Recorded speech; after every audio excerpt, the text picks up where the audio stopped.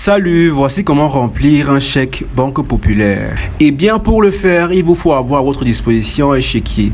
Un chéquier vous est remis lorsque vous ouvrez votre compte bancaire avec votre carte bancaire.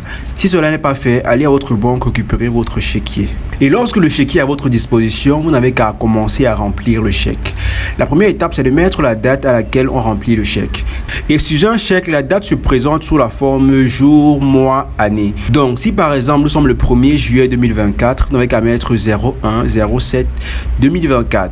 Et là, sur votre chèque, vous n'avez qu'à mettre le montant que vous souhaitez. Par exemple, si vous souhaitez remettre 330 €, vous n'avez qu'à écrire 330,00. Par la suite, vous mettez euros et vous écrivez seulement, pour éviter toute fraude. Lorsque vous mettez le montant sur un chèque, rassurez-vous qu'il n'y ait pas d'espace ni de points pour les milliers. Si vous avez écrit tout le montant, n'oubliez pas de mettre la virgule plus 3 zéros. Cela évitera toute fraude. Et là, c'est le montant en chiffres que vous venez de mettre. Vous n'avez qu'à confirmer ce même montant en lettres. Et vous allez l'écrire en toutes lettres sur la ligne qui commence par « Payer contre ce chèque non endossable sauf par une banque ».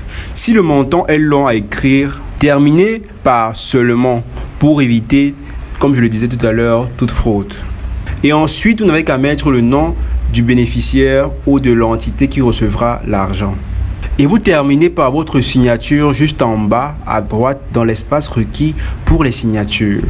Et lorsque cela est fait, vous n'avez qu'à remplir le talon du chéquier. Sur le talon du chéquier doit être inscrites toutes les informations qui sont sur le chèque. Et là, vous aurez une traçabilité plus pointue de votre argent en cas de fraude. Et voilà, c'est aussi simple que ça.